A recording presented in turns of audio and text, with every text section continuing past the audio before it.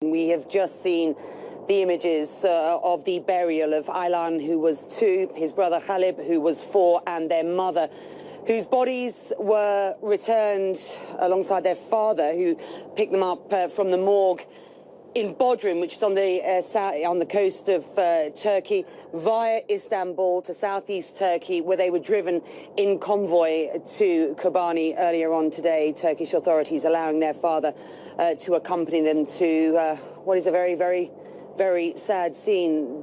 These 3 members of one family drowned alongside 12 others who were trying to make their way from Bodrum on the coast to Kos and to a better life. These are Syrian refugees from a war that has been roiling now for 5 years, and we understand this family has tried a number of times to seek asylum in other countries, not least in Canada. So these images, a reminder of what the Turkish president called a human catastrophe when I spoke to him earlier on yesterday. And quite frankly, he says that he blames Europe and the Western world. He says that they do not understand the root cause of this crisis and accuses Europe of turning the Mediterranean into a cemetery.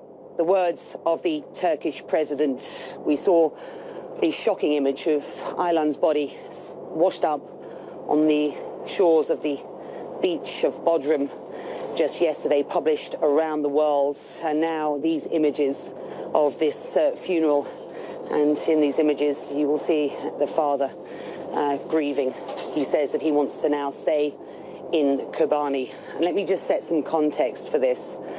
They were amongst, as I say, 12 people trying to make their way to Europe, some 330,000 migrants in what is called a crisis, making their way through Europe at present. And we are now beginning to hear from a number of countries about how they just might accommodate these people. These are people, they are refugees.